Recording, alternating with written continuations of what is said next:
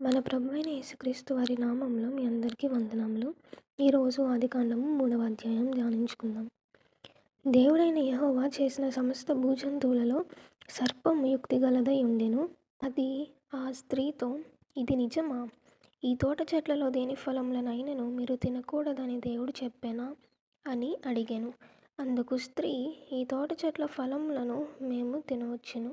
అయితే తోట మధ్యనున్న చెట్టు ఫలములను గూర్చి దేవుడు మీరు చావకుండునట్లు వాటిని తినకూడదనియు వాటిని ముట్టకూడదనియు చెప్పెనని సర్పముతో అనెను.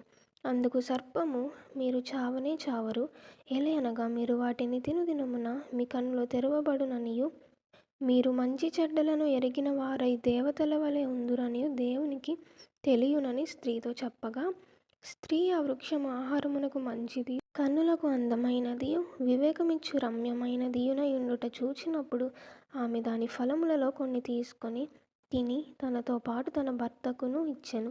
అతడు కూడా తినెను. అప్పుడు వారిద్దరి కన్నులు తెరవబడెను. వారు తాము దిగంబరులమని తెలుసుకొని అంజూరపు ఆకులు కుట్టి తమకు కచ్చడములను చేసుకొనిరి.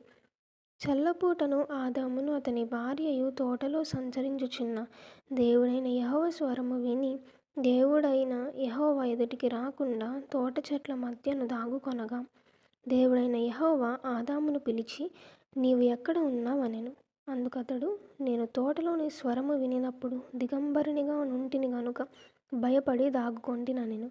అందుకాయన, నీవు దిగంబరివని నీకు తెలిపినవాడెవడు? నీవు తినకూడదని నేను నీకాజ్ఞాపించిన వృక్ష ఫలములు తింటివా అని అడిగెను.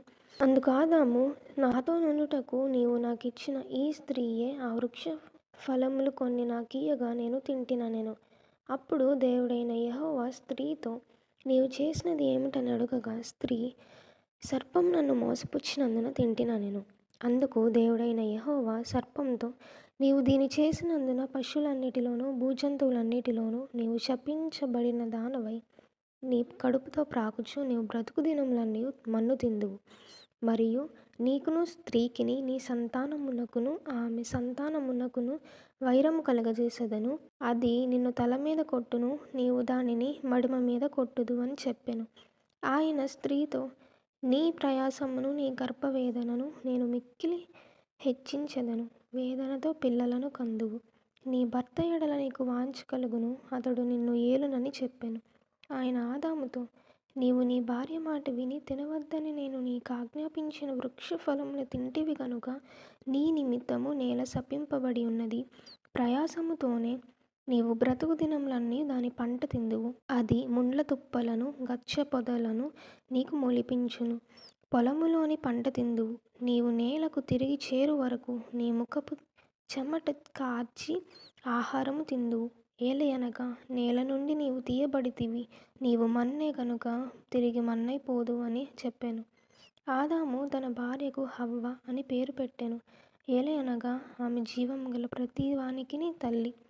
దేవుడైన యెహోవా ఆదామునకును అతని భార్యకును చర్మపు చొక్కాయిలను చేయించి వారికి తొడిగించెను.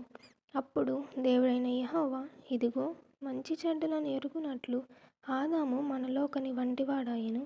కాబట్టి అతడు ఒకవేళ తన చెయ్యి చాచి జీవవృక్ష ఫలమును కూడా తీసుకొని తిని నిరంతరము జీవించునేమో అని దేవుడైన యెహోవా అతడు ఏ నేల నుండి తీయబడినో దాన్ని సేద్యపరచుటకు ఏదెను తోటలో నుండి అతని పంపివేశెను.